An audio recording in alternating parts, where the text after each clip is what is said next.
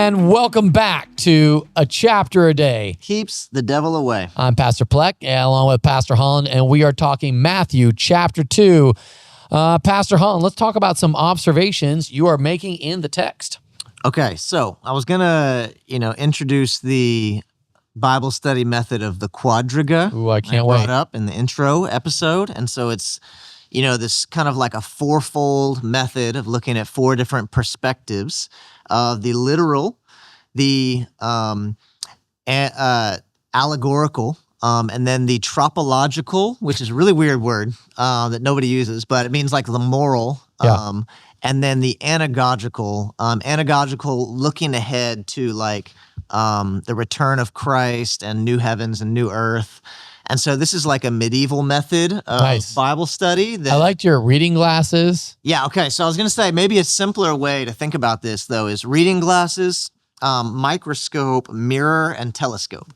Way better. If that sticks better, reading glasses is kind of like the observation. Yeah. So you're just you're reading it. What does it say? So, this says Jesus is born. We see the virgin birth.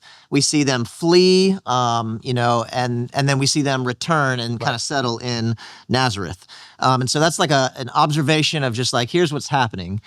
Microscope would be, okay, let's zero in on what does this say about Jesus? The allegorical is the microscope. What does this teach about Jesus and who he is? And you can see, for example, verse 15, where it says, this was to fulfill what the Lord had spoken by the prophet, out of Egypt I called my son. Right. And so, Jesus being called out of Egypt, pointing back to him being like the true and greater Israel. So he's the fulfillment. This verse is saying that Jesus is he's the Son of God, the true Son of God. He's the true Israel. Everything Israel was supposed to be. He is. He is. He's perfectly fulfills the law. Boom. And then you have the mirror, the tropological, the moral. The mirror is kind of like, looking at yourself. And, so what's the moral principle here? You could draw out, for instance, Herod's decision to kill all the male children 2 years and under. Oh, yeah. And just go, those who hate God also hate children. And wherever, anti-God movements are, there's also the murder of children, the sacrifice of children, abortion, all of that tends to go hand in hand with rejecting God, rejecting Jesus. And so a moral principle is, being pro-children, pro-life. Right. That's a moral principle you can draw out of this. That's good. Looking at, this as a mirror for morality. And then finally, the anagogical, or looking ahead, this is a telescope one. Mm-hmm. So how does this point us ahead to, the future? And, for me, looking at these wise men coming from all over, bringing gifts, foreigners bringing gifts to worship Jesus, points us to, what Revelation talks about with the kings of the nations coming in, and worshiping Jesus, people from every tribe, tongue, and nation, worshiping around the throne.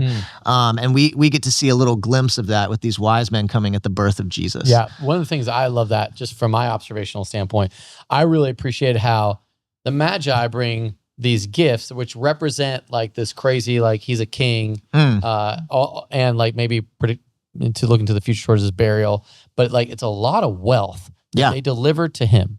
And we don't know if there was 3 wise men or if there's 300 wise men. All we know is that there are 3 gifts, and I don't know if it was like 1 bar of gold or like a whole chest of gold. But what I do know is if you're going to live as a refugee in Egypt for for several years, you are going to need some money. And so Jesus is provided for. God knows what he needs even before he asks of it. And so God warns Joseph in a dream. He collects all the money, all the loot from the Magi. He heads down to Egypt, lives there for a season. Not really, I don't think he's thinking, I'm fulfilling prophecy. I think he's just doing what God called him to do. And so God, if it's God's will, it's God's bill. That's the there you go. Where he guides, he provides. That's where he guides, he provides. And so if you're at a crossroads and you're like, what should I do? I think you need to go like, if God is calling me to it, he'll see me through it. Bam. Man, that's three in a row right there. So I think really those are the interpretations. So like maybe so interpretation as a reminder, what does this teach about God? Yeah. What does this teach about people? Right. What's the teaching here? Yeah, the teaching here would be if God will see it, if God has guided you to it, he'll see you through it. Yeah. And then I think the example to follow for me would be the Magi's seeking and worship. Like they came seeking God, they followed God, they went all in with their worship of how they knew. Yeah, and I love that. with the revelation that was given them, and they gave. I mean, it wasn't like a small gift. I mean, they're traveling maybe 1,000 miles, really far, treacherous terrain, like through, they could have gotten robbed at any point. Yeah. They're trusting God the whole way. And then the trust that Joseph had to have in God, that dream was legit. And that the taking when these guys are worshiping his kid or, Mary's son, and it truly was divine, taking that like, oh, I'm going to protect this kid. God is God's mission and vision. And I know God's going to provide for us. And I'm not going to go outside of his word, which I thought was kind of interesting. He waits for his word. Like, I think at some point, wouldn't you think that Joseph would have missed family? Yeah. Like, how long is long enough? How long do I, and then, or maybe why don't I just stay down here in Egypt for forever? He probably had probably a good life down there, and he had a lot of money.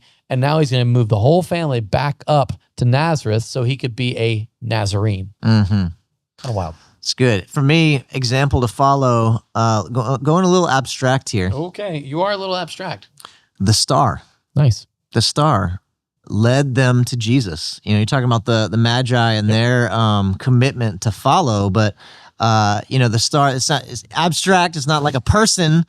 But what was the role of the star was to lead people to Jesus. Oh, nice. And, The example to follow? Example to follow, lead people to Jesus. Be like the star and guide people to worship Jesus. Yeah. So who are you going to be a star to today? Boom. There you go.